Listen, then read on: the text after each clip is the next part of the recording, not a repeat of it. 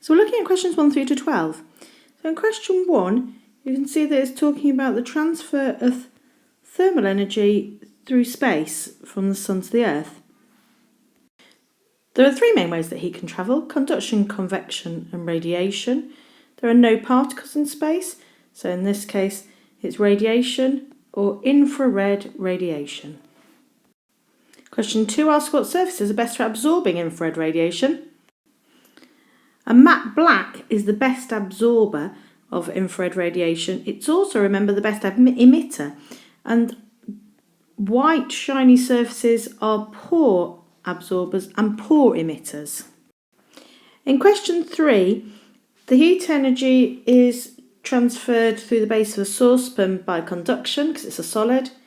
It's transferred through the water in the saucepan by convection because water is a fluid. Some energy is transferred from the hot plate to the air by radiation. Hot objects, they radiate heat energy.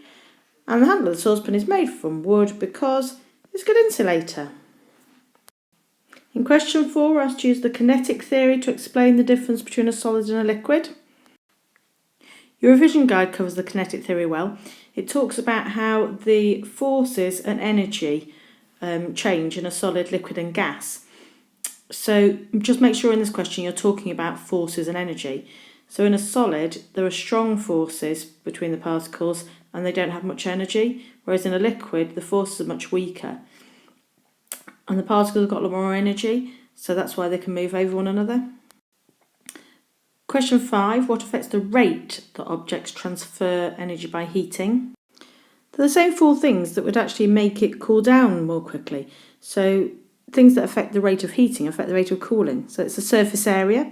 Higher the surface area, the faster it will heat up or the faster it will cool down.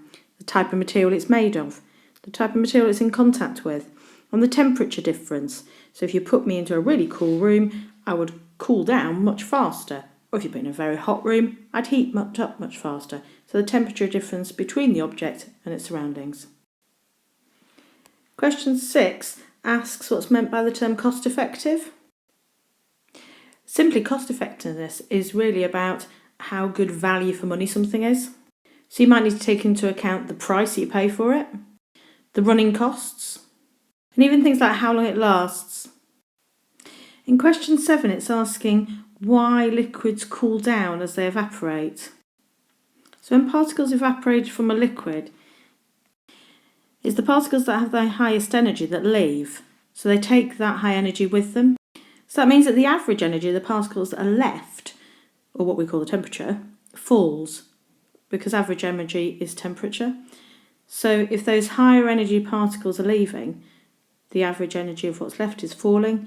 So what you get is a cooling effect. Question 8. What can be done to speed up the rate at which liquids evaporate? So to increase the rate of evaporation, I think of like a puddle evaporating or maybe water on a washing line that the water is trying to evaporate from.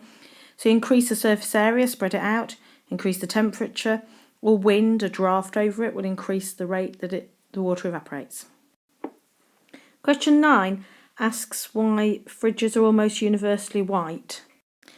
So that just goes back to this point that white is a really poor absorber of infrared radiation. So it just means the fridge won't heat up so quickly.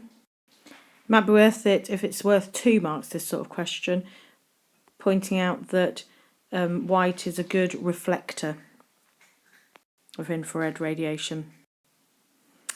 Question 10, a fridge freezer is in a room temperature 20 degrees. The fridge is 5 degrees and the freezer is minus 19 degrees, which will have the faster rate of heat transfer.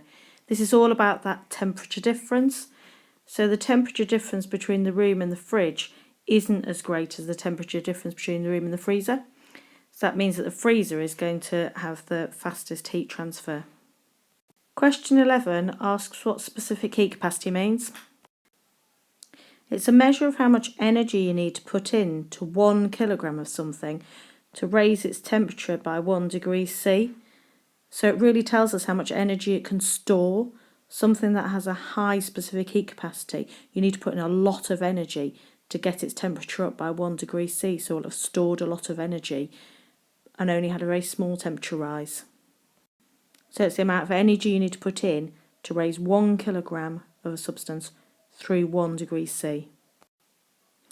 And finally, purchasing double glazing, would I want a high or a low U value? So when they test something's U value, they just take a piece of the material they're testing, and what they do is they heat it up from one side and then measure how much heat ends up coming through. So that means that in terms of U values, low is good because you don't want much heat to come out through your double glazing. So now I suggest you test yourselves on question 1 through to 12, and if you need to, you might just want to listen through this again.